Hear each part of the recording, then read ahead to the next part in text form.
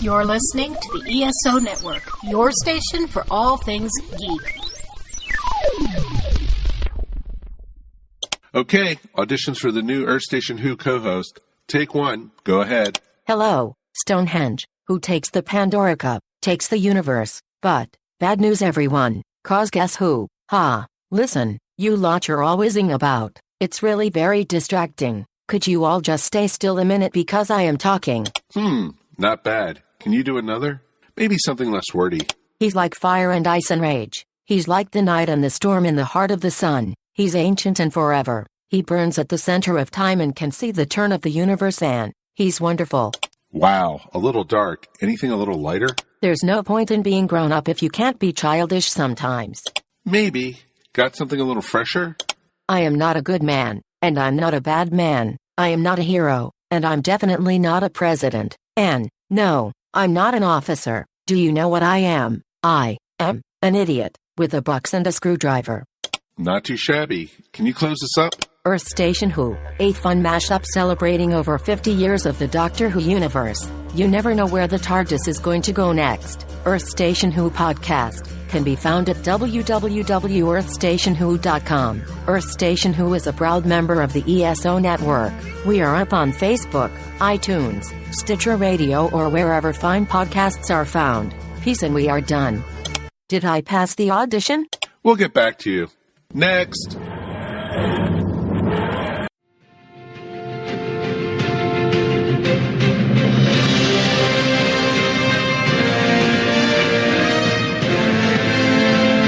Hello, and welcome to the Monster Sci-Fi Show podcast.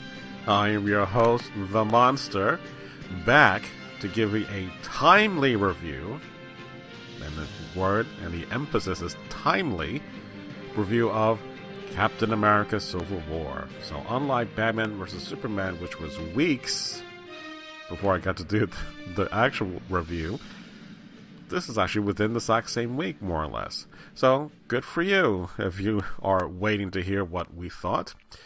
Just to let you know, Gene and I did record our conversations once more in a car, driving to a location that we frequently go to on Tuesdays.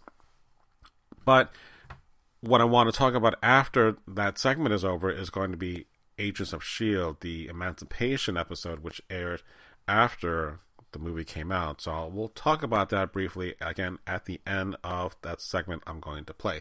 So go ahead, sit back. I'm sure you'll enjoy our conversation in the car about Captain America Civil War. Here he comes, this Mr. Gene, and he's wearing some kind of t-shirt. That's lots of greens. Hey, the Monster, how you doing? What's going on? Sorry I'm late. Sorry you're late. Well, you know you get the phone call, and I'm hearing your text message, I'm like, crap, I can't take the text message. I got this phone call from this guy long distance I'm talking to, I haven't seen in a while. I'm like, yeah, I know what it is. I'm like, I can't read it. I'm listening, I'm talking, like, yeah, that's really, Then you pull up, I'm like, shit, listen, I gotta go. So. The house is on fire. Right, yeah, right, exactly. Wait, call Jimmy John's. What? Is that what we're supposed to do? I don't know, that's where you get the fire department, so you get all these people to come in. Well, no, that's not Firehouse Subs. No, Jimmy John's is fast. Okay, I don't know. Wow. How fast? How fast is Jimmy John? Jimmy John's that fast? Not fast, Yeah. Boom. All right. Where are we going? I don't know. What do you feel like? I don't know. What do you want? Well, today is Tuesday. So, Taco Tuesday? Yeah. All right. Yeah. I don't care. They have beer. I'm happy. There we go. All right. So how do we start this? Do you talk first? Oh, you talk first? I can't hear you from the mask. Oh, it's all right. Call me Matt. Matt? Matt? Really? I have an 8-pack. I'm shredded. Yeah. All right. So, you saw this with Lori. I did. Lori didn't want to see it. Okay. Lori knew nothing about it. But in the end, Lori was like, I like this. This is good. Okay. Every bit of dialogue with Spider-Man on the screen, my entire audience was laughing. Okay. You know, and I was like, all right, well, shit, I don't think that's that funny, but okay. Well, it's funny to them. It's not us anymore. But you train monkeys. I know. I train them, and they pee all over my face. They still throw their poop. You know, what are you going to do? Yeah, goddamn dirty apes. They're going to overthrow us. Oh, you cut him. Oh, you cut him. Damn it. Damn it all to hell. Oh. What was your... It's a pretty recording long... this? Yeah, I'm recording this. Okay. What's your initial reaction? Because this was a lot of shit going on. My opinion about this movie was that it blew your theory away. With the don't do sequels. Because I thought this was better than Winter Soldier. In fact, I would go on record as saying... No, well, the sequel thing was don't do sequels with the same director. Well, this is a sequel. I know. Which is... And I sat there watching this film going, wow, it's balanced. It's perfectly balanced. And I thought, wow, so that means that Joss Whedon was kind of a fluke with the Avengers? I don't want to say, but he just didn't play well with others. You know what? If you made Joss Whedon into two people, like Superman Red and Superman Blue, I think it would have helped, because of the Russo brothers being separate and literally two people, right? Two people, yeah, right. You're like, okay, maybe there's more balance. I don't know. You focus on Team Cap America, and you guys Team Iron Man. I'll deal with the studios. Right. You do the movie, or something to that effect. You need to have that kind of weird relationship, like the Wachowski brothers, or Wachowskis. Now they're both women, siblings. They're both transgender sisters, which is I don't understand that. So I think because it's such a big ass film, it might have worked better if Joss had another person with him just to help out, saying, hey, Drew Goddard, where are you? You helped with Daredevil. Yeah. Please help me. You're my only hope. Drew Goddard. So more balanced. Yeah, Okay. I mean, I didn't know what was going to happen. Okay. And yet I was treated. It fired on all cylinders. Every character got their piece. Yeah. And I was very happy. Okay. You? You don't sound very happy. You just like... No, I don't want to gush too much. I was just... The thing is, like, with Dawn of Justice, I'm like, that's it. I'm done. Yeah. I don't even need to see this shit again. This is shit. I gave you my fucking money. Let me out. Let me out. You know what I mean? Damn it, you fucking screwed me. Fuck you. And when Zack Snyder's Justice League movie comes out, they're going to screw us again. I think. Hopefully not. Because it's stuck in that universe. I know. But the Civil War thing, I'm like, I am happy to be here. I'm going to be here again. I'm going to pay more money to see this again in the movie theater. Maybe in 3D. Maybe in IMAX. Because it was a happy thing. There was a hope. You know what I mean? And even the ending was like, wow, this is really unsettling. It ends on a really bad note. That shield's not yours. My father made that shield. Fine. Dumb. But I mean, just to go to that petty level, but you completely understand it. Did you know? Because that moment, it's like, yeah, if you say, no, I didn't, and you comfort me, it might be okay. But yeah, I think I kind of did. But all right, we got to fight. Yeah, I think that was the crux of the whole problem that I had, is that moment about Bucky killing Tony's parents. They opened the film with it. I know you see that, but where do we see this where Steve gets some kind of knowledge that this happened and Bucky was responsible? To me, it was taken out of, like, all right, fine, we're going to have to make him some kind of connection to the death of Iron Man's parents, and Cap knew, or Bucky is responsible. I'm like, it just felt like you were just like... You feel it feels forced? Yes, because it came out of nowhere. But then I thought about this. Remember in Winter Soldier, when they're downloading or looking at information on the old computers, and what's his name? The computer-generated... right, whatever, I got it, yeah, okay. I got it. There was information about people had died, and one of the headlines was Tony Stark's dad being killed in a car crash. But it's a young picture of Tony Stark's dad. It's not perfect, Monty. No. What I'm saying is that that's where, in my head, where he got that information. I don't know. Either way, whether he knew it or not, whatever. I know, the movie's called Captain America: Civil War. Right. You know what I mean? So I was surprised that while we are featuring a lot of their friendship, you know, more Bucky, more Cap. I'm like, I really don't care about Bucky that much. Right, okay. and that's the other thing too. I couldn't give a shit about their relationship. I never felt any kind of connection. Like, why would Cap go to the nth degree to save him? It's not as if when we saw them first at the first Captain America movie, where, you know, Steve wanted to be a soldier, but he got rejected once again. And, you know, they were friends, but I don't see them as being... But they're best friends. From back when, you know what I mean? I mean, Bucky picks him up out of the dirt, you know, and... I know, I get that, but... Look, you and I even got into our own little civil war back in the days of Borders. Right. Okay, and we split for a while because of, you know, something that happened. Yeah, but she was mine, Monty. She liked me. I thought... No, never mind. I had the $20 first. Wow. You didn't deserve that lap dance. I had a retention. She was coming over to me. She was my private dancer. She was my dancer for money. Wow. And I told her to do me what I want her to do, whatever. Oh, that's terrible. All right. Okay. So my thing was just like, okay.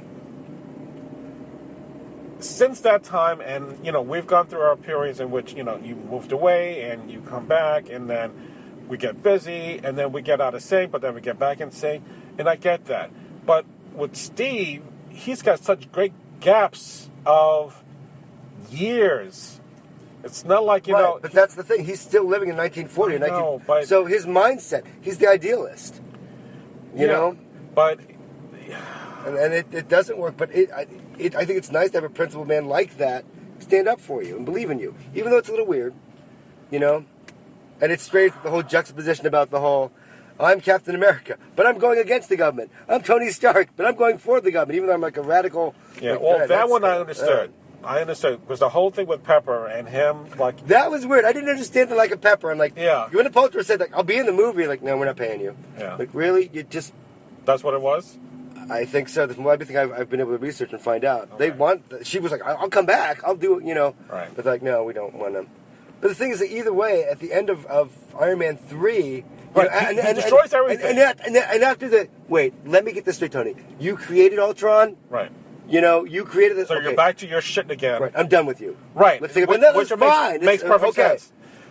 So what he needs to do is kind of make up for shit that he's done and fucked up. So him siding with the government, you know, I'm trying to do something fucking right, which is blinding him to begin with, because he realizes later on, shit, he fucked up again. The funny thing is that he is so burnt out. Yeah, you know, yes. The MIT speech, I'm sponsoring everything, I know, because he's trying to make amends. Right. And he's just really exhausted throughout the entire film. Very much. Even the meeting that they had with Secretary Ross, he's not saying anything. He was just like, fuck. Yeah, well, that Cap's not going to take it. If there was one Here's moment... some pens. You want to take it? If there was one moment that really made me happy, I'm like, okay, why is William Hurt there? Please tell me that's Ross. Please tell me that's Ross. You didn't know that? Well, I didn't know he was going to be in there. Not what to spoil this. My favorite part, though, was that the fact that throughout the entire teaser trailers, right, all the teaser trailers, you see that airport scene, but they digitally erased Spider-Man, but he's on that airport there. I'm like, this is awesome. I was very happy. So that's the other thing too. My Wonder Woman moment on the trailers. I think if they just kept Spider-Man out altogether, I would have been even more happier about that. So more happier. Yeah. I mean, I was fine seeing Spider-Man. I was fine for his little quips. Remember that old movie, Empire Strikes Back? Yeah, man, come on. Where are you from? Queens. Brooklyn. I was like, wow, Monty must love that. That's like... No. No? Because I'm from the Bronx. What the fuck I care about Queens or Brooklyn? I don't know what the fuck I know. Fuck them. So, my things that I think ruined my thing with Spider-Man... And you never be happy, Monty. No. Trust me when I say this. Marissa Tomei is not fucking Aunt May whatsoever. I know. She's a fucking Aunt MILF. I know. You know. And they make a joke about that. I'm like, I know. wait, did you owe her a favor, Robert Downey Jr.? Was that movie you made back in the 80s? Less Than Zero? No. No, they made a movie together. I can't remember. Oh, the pickup artist. No. No. Well, whatever. I don't know. Some whatever. lady. Yeah. We'll fix later and something the voiceover later. Right. So that whole scene between Tony and Peter, whatever his name is, Tom, really did not have to be in there. You could have just deleted the whole thing. Spider-Man shows up out of nowhere. We're like, Underoos. Boom, there's Spider-Man. No, I would have been fine with that. No, because there's the recruitment thing. You got to see all the pieces. I know, but I know a guy, and then Ant-Man's in the truck for some weird reason. Of all places, Clint Berlin. Barton has to get, has to save Wanda. That's the thing. But the thing is that's the reason that Robert Downey Jr. is now in Homecoming. Because, I'm going to be your mentor. Yeah. I could have done without that whole scene. It was just like, it felt like, you know what, if you need to delete something, that's a deleted scene. It's filler. It's very much filler. The thing is, you need a scene with Peter Parker. You have to see him in his civilian role. That's why that scene's there. You have to see Peter Parker. It could have been a lot shorter. I know, and I thought, this is weird. Yeah. And it felt for me, it felt out of place, but I'm like, it doesn't matter, though. Again, the audience members were thrilled as shit. And I was kind of like, well, this is strange. Right, exactly. Okay. But the thing is, this is goddamn Peter Parker's introduction to the MCU. Right. So I was okay with it. I know. Stop nitpicking and enjoy it. God damn it, Monty. No. God, such a bastard sometimes. No. What about Ant-Man? Let's get to the good stuff. Ant-Man was fucking great. That was Here's your shield, Captain America. I was like, one of the few moments that I actually enjoyed Ant-Man. See it again. And becoming... See it again and pay for it this time. Fuck you. Yeah. I pay for it all right with my time. So don't get me started. I don't Take know your kids. No, trust me, we couldn't do this at that time to do this. I get it. So, and again, time is of the essence between you and I. That I had to do what I had to do in order for us to talk about this. I don't get just. I know. I'm just saying. Both of them. All right, so. So, yeah, that was great. I fucking loved the fact that he. Who is this? You're conscious. We haven't talked in a while. Funny, amazing, great delivery, comic timing. Right. So, I don't know if that was in the trailers or anything like that, but I was that was a big surprise moment. I was really happy about that. So, the airport scene for me is, I think, my favorite scene in that entire movie. Just the happiest moments of my existence in the Marvel MCU. So happy with that. Kind of like when the best moment I liked of that. Tasha. That's how hard you're gonna hit me. We're still friends, right? Yeah. Still off with the racquetball thing tomorrow, right? Yeah. But then the way that Scully Witch stops in, you're pulling your punches. Stop this shit. Get back to work. Right. So there are moments, and I love those little moments. Overall, I was just like, there are moments I'm just like, oh my god, it just felt flat. See it in the theater. I'm sure it feels better in the theater. I'm sure it does, but there are moments that I'm like, it just felt very flat. Black Panther, I was okay. I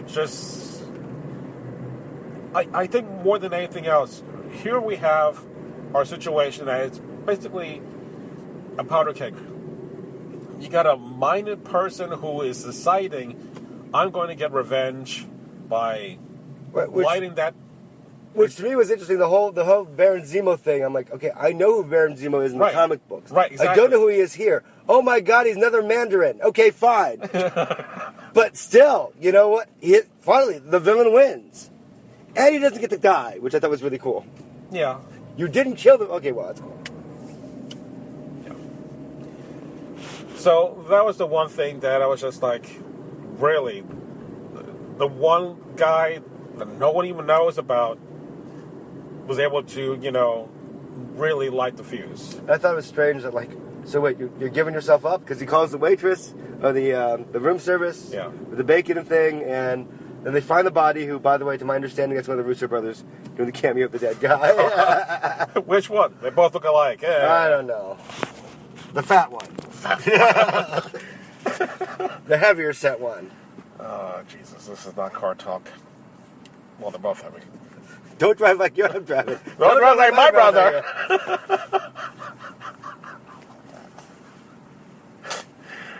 Are you laughing like Snidely Whiplash? Is that what that is? No. Mugsley? I don't give a fuck anymore. But I think what I also had a problem with was it was very... Okay, I've been through this, and I'm not sure if I'm gone to this point where I'm just kind of burnt out with superhero shit. You very well might be. You do run the gamut quite a bit. Yeah. You do burn the candles at both ends. Maybe you just can't be happy. Maybe you do need a vacation from this stuff. But the thing is, you won't take a vacation. You don't know how to take a vacation. Well, but you are hypercritical, though, I would say. Yeah. To be fair. Okay, subjectively fair. For a certain point of view. I know, exactly. Subjectively fair, i.e. So... This movie did everything that I wanted a movie to do. Mm-hmm. Okay? It did everything that Dawn of Justice didn't do in many ways, right? First, A, they earned it. All right? B, they moved the whole plot forward. When Peggy Carter died thing, I was like, oh, that's sad. But it's cool, because she still has her show. No, she doesn't. No? No. Canceled? Canceled. Because she still had her show. So anyway. I'm like, when I saw the coffin, I was like, and there goes the series. Being put in the ground, 6 feet under. So no renewals, nothing, just 6 episodes, that was it? She had 2 seasons. All right, well. It would have been perfect for another So it'd be cheaper to buy on DVD. When it comes Look, my thing, and I talked about this, is that, let's move the founder of S.H.I.E.L.D. into another decade. Each season, do something different to move the story along so we see her being in charge, or see a different decade with the exact same mindset of the men that were in power, that she still has to fight within her group in order to get some kind of fucking recognition. But they didn't do that. You should take a step back. No, all I'm saying is this. It would be cool if, say that, preface it with that. No, they should do this. they should. That's my idea. You're not there, No, and you... because they stuck in a period, and that's fine. They did 1 episode in season 2 of Agents of S.H.I.E.L.D., in which what she did with the Howling Commandos, which I loved, with the Howling Commandos, tied into the season opener for Agents of S.H.I.E.L.D. Which is a lot easier to do than on TV, 2 TV shows to coordinate than a motion picture. Right. Major motion picture. So that's exactly what I would like. So she could have done that as well. So is there a crossover between anything going on between Agents of S.H.I.E.L.D. now and this movie, Civil War, or no? The trailer that the show comes on today as we're recording this, that not Ross, Talbot, the other guy. Okay. Remember there was like the Hulkbusters, it was always Ross. Right, Talbot. I remember. Okay. Talbot is kind of overseeing-ish S.H.I.E.L.D., but because of the Sokovia Accord, he's saying, well, you can have your Inhumans be coming out as long as they get registered or be part of us. They got to let that go. That's right. Like too far away. And I'm like, no! That was your connection. And because now this doesn't have Inhumans on the slates, you're going to have to like say, well, you know what, forget it. Let's do something else next year. Because we got nothing Go else. on hiatus for 2 years. Be like Mad Men. Go on hiatus. Or Louis C.K. Go away for a couple years and come back and do great seasons after that. But like I said, I enjoyed the first half of that season. The second half, after Winter Soldier. Right, because it got a little speed up. Right, it was perfect. And again, the recommendation from Dave told me, you got to watch it. And it did its job. So the fallout from this movie to Agents, I'll see it tonight. And I'm sure I'll hate myself in the morning for watching it. I'm sure you will too. And I think that's... You know that show's not for your demographic. It's not that. It's just... It's a fair TV show at best. At best. I'm stuck. I know you're a fanboy. I know. I'm stuck. Like Sequest. Tell the story of Sequest, Monty. I would like you to tell the people out there the story of Sequest. No, Gene, I want you to tell that story. So years ago, when I first met Mr.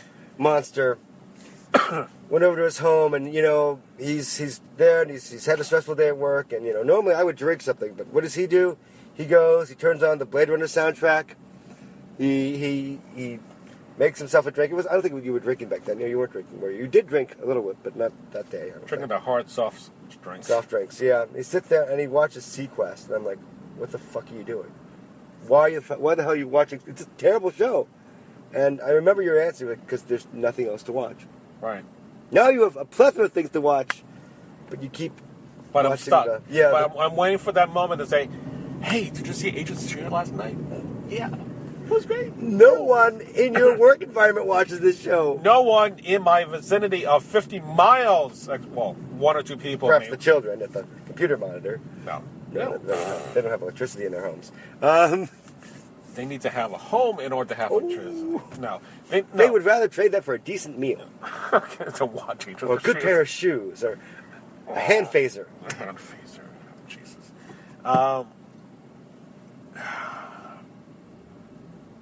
So we got Netflix stuff that with the next movie for the Avengers, that's not going to be included supposedly with the Infinity Wars. You're right, they're not touching the Netflix stuff. Yeah. That's fine. And the things I thought about was like, wow, Iron Man and Captain America aren't friends anymore. And Bucky puts himself on ice. And then I realized it doesn't matter. We're not going to see these characters again until the Infinity, whatever the renamed movie is. Right. You know what I mean? That's like 2 or 3 years from now. Yeah, so we're getting That's Black fine. Panther. We're getting... Doctor Strange first. Doctor then, Strange. Yeah, and then Guardians other stuff. 2. And did we get another Ant-Man movie?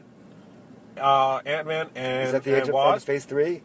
Yeah, and Wasp together, and I think, and I hope to God please, Sharon Stone is making some kind of something with Marvel. And She's too old now. it's not too old. It's just I'll be Captain America Marvel. She did Catwoman with Halle Berry, and I watched it out of pity, and it's god awful. Never seen that movie. Don't I hear it's god awful. don't even drink because you want to drink some more. Gene, you'll die. If you watch this movie, you'll drink If and you you'll die. give Gene a copy of Catwoman, then he'll want to die. It's something that you should not watch, ever. But computer-generated Halle Berry? No. With the torn leather pants and high heels. And then they made the freaking Barbie doll. I know. That was just... I would have liked the Michelle Pfeiffer version, but it was too late. You're going to do with the Eartha Kitt thing, huh? Okay. Yeah, well.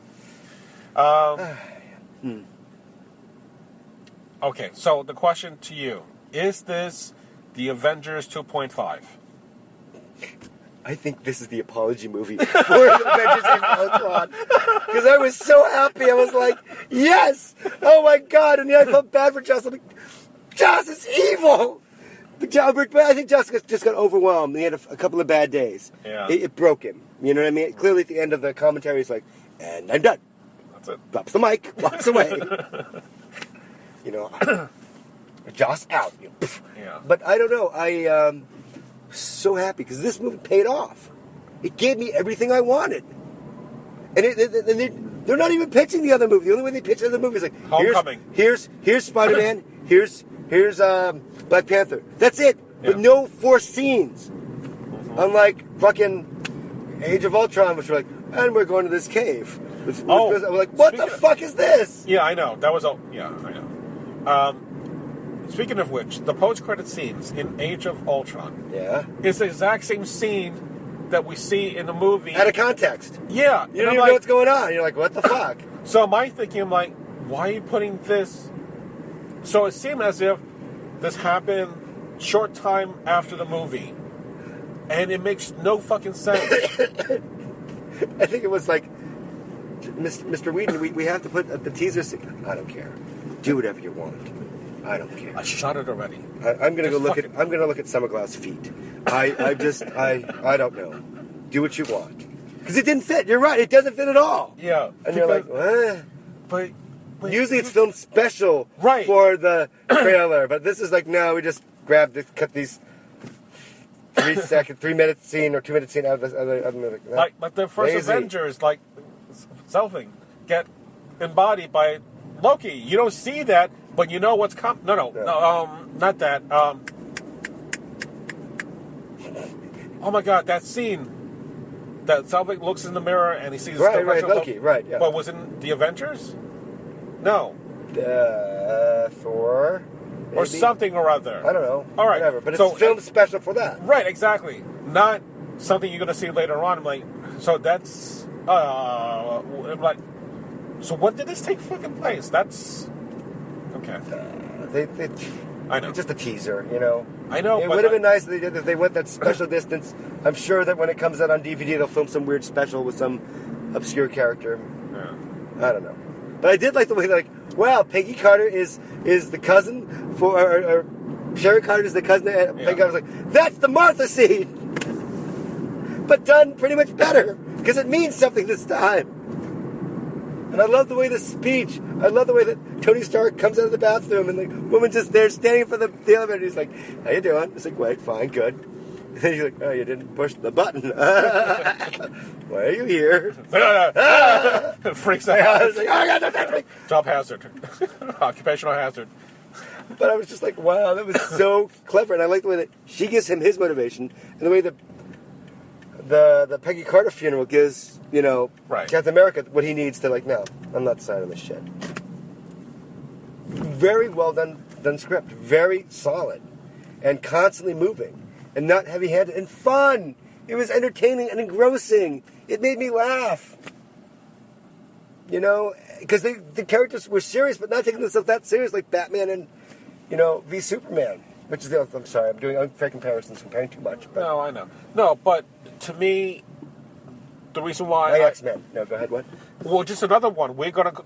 When that comes out, that's another situation that's going to be a lot of characters to deal with, you know. Do they pull it off successfully? But my question is... sorry. Very congested. No, I called in sick because of cough today. Yeah. Was that... What, you took all those movies and all those characters to get to that point. I thought that Batman v Superman did it within the 1-2 movies to get to that point. Do you think they did that successfully? Well, it was more concise. I don't know. Because you didn't need to have, what's his name?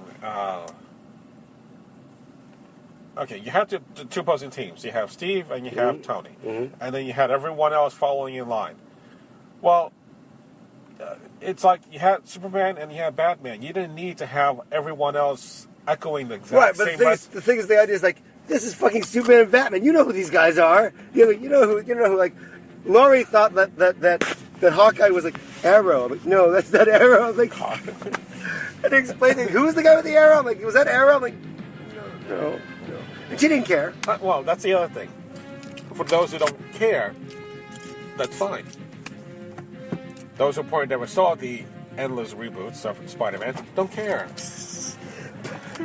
But you've earned your pain with that, haven't you, sir?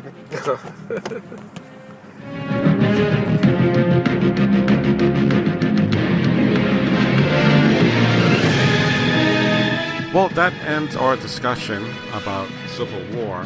We did talk a little bit more in the place that we finally ended at, but because of the noise and there was a lot of people there was no way that I was able to record or continue the conversation that we had. But the other thing I wanted to point out was the soundtrack, which was done by Henry Jackman, is another thing that kind of bugs me in general about Marvel movies. There are some great themes that we hear, like the Avengers. It has a couple of chords, and then that's about it. But as far as a theme that it's recognizable, kind of like when we hear the John Williams version of Superman or Danny Elfman's Batman, Hans Zimmer's version of Man of Steel, it's very distinct. It's very clear. Even Spider-Man, which was also done by Danny Elfman, has a good theme. Ever since Disney really took over this whole franchise, the problem lies, and I guess to me, because soundtracks are a really big thing to me, is that they need to have their own stuff. I mean, Iron Man, when I think about him, I don't know of a soundtrack or a theme song. I do know that he likes playing a lot of rock music, while he's flying around, AC/DC and so forth. So that's fine. But again, when I think about Captain America, there is something there, but it's very so in the background that I'm like, it might as well not even have music in the first place. So that's one of my disappointments with not just this movie, but in general with a lot of movies that came out with, again, for MCU with Disney. I mean, even Guardians of the Galaxy, if it didn't have those music from the 80s, then it would have not had a really great impact on me. But can I remember the theme from Guardians? A little bit, but again, that's the, not nitpicking, but again, there needs to be a better way of making these characters who are already recognizable, but have something that's so identifiable with your music, would be, to me, making up for a lot of things I didn't like about Captain America. But nonetheless, it's done. And as I talked about earlier, I think I am getting to be the point where I am burnt out watching all these superhero movies. And we had Deadpool earlier. We have now Batman, Superman. We have Captain America, Civil War. We have X-Men Apocalypse coming out. And then we have Suicide Squad later on this year. So, yeah. And plus whatever I've been watching on TV, which is Arrow, Flash. And I'm going to talk about Agents of S.H.I.E.L.D. in a moment.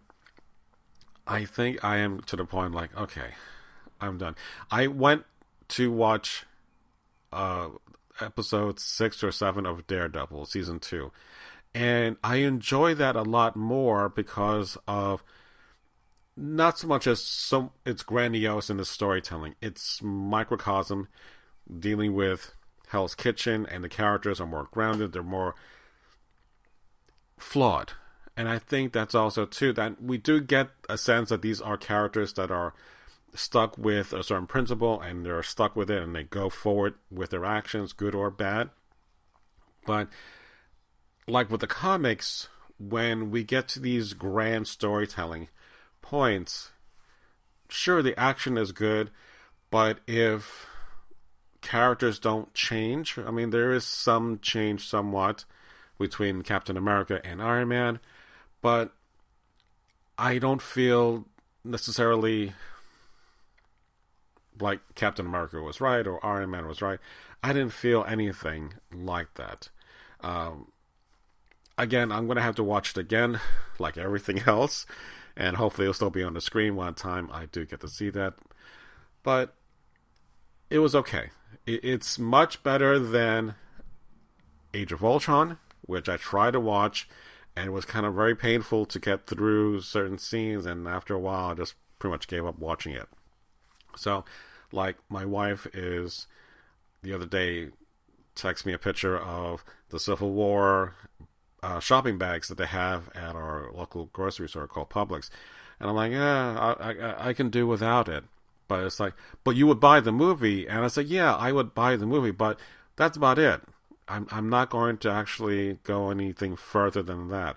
I'm not going to be oohing and ahhing about action figures or anything like that. It's done its job. It's done it well. It just, again, I think for me at this point, I'm kind of, like I said, burnt out. So let me get into Agents of S.H.I.E.L.D. because I wanted to kind of tackle this in a couple of ways, but to really sum up the Inhumans storyline that's been going on for season 3. So if you've been watching Agents of S.H.I.E.L.D. like I have, that's the big storyline. That's what's going to be telling us down the road, years from now, that the Inhumans movie that Disney was planning to do was going to be tied in somewhat. Well, that's not going to happen, and that's the problem. They took that off the slate because Indiana Jones and some other Disney movie were going to be around that same plate or same date. So they took that off altogether. Now, granted, we're talking about 5 years from now, if not sooner, that movie would have taken place. But on the second hand, Agents laying down, so to quote unquote, the groundwork for Inhumans, from what I've been reading, we're not going to have any kind of stake in that movie.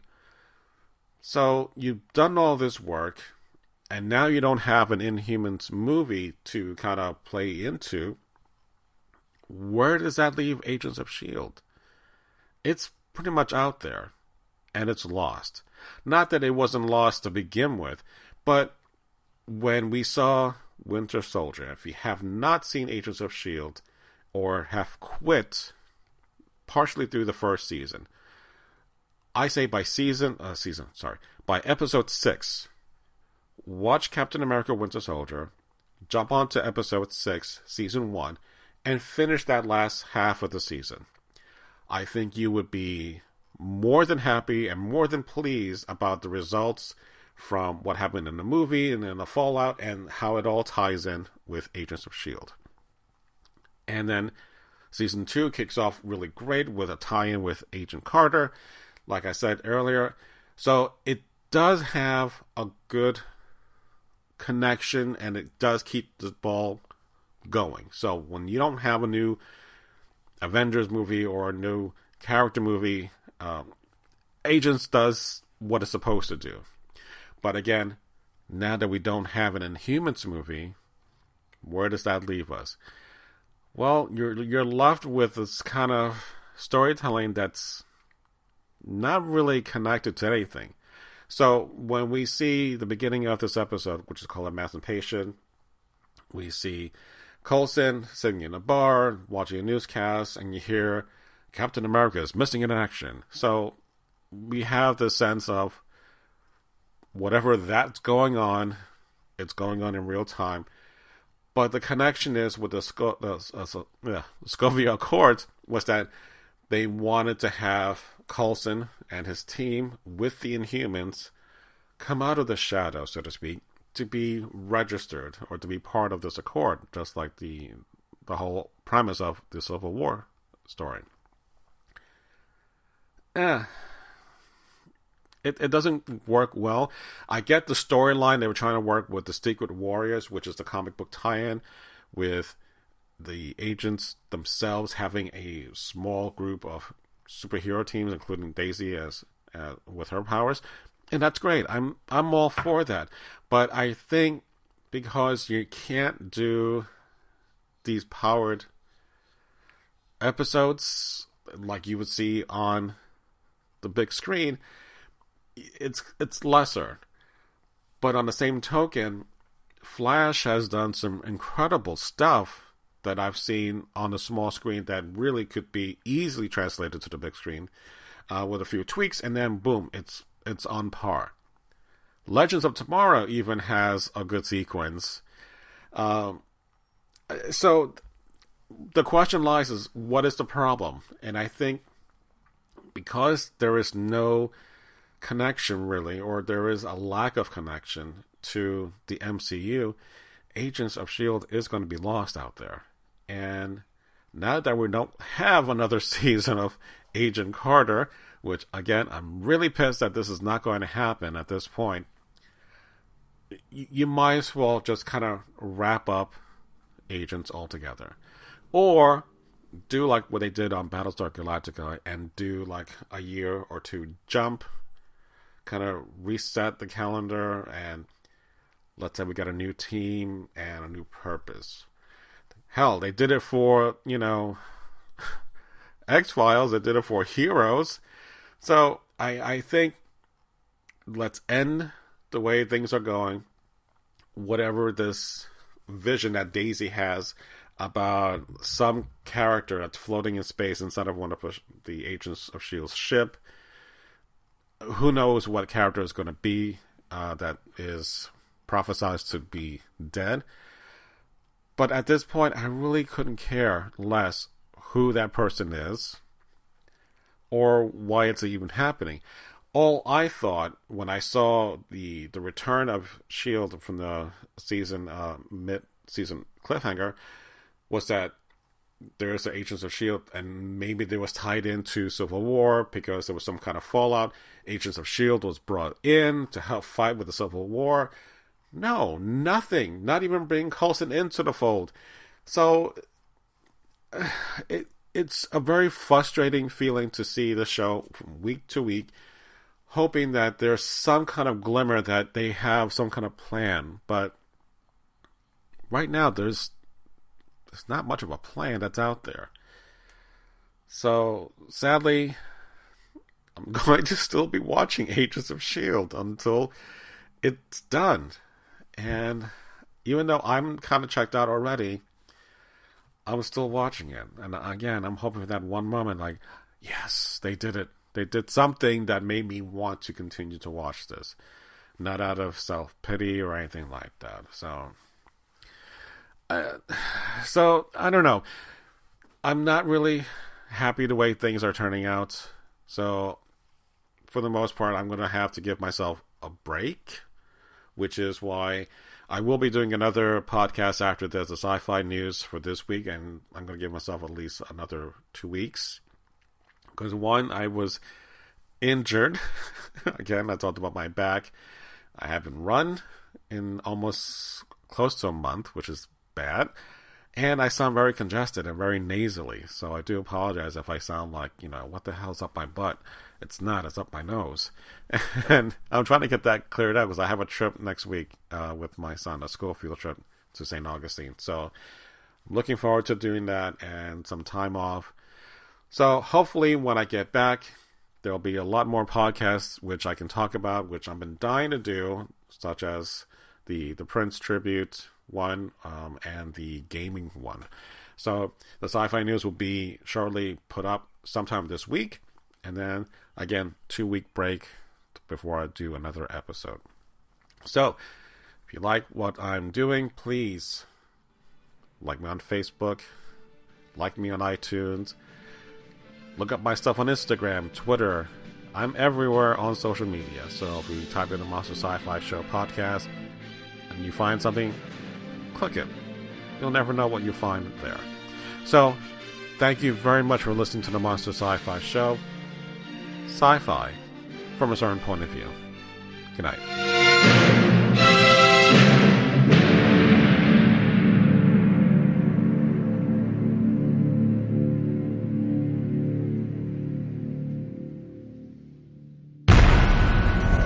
This has been a broadcast of the ESO Network, your station for all things geek, classic, current, and beyond. Be part of the crew at ESONetwork.com.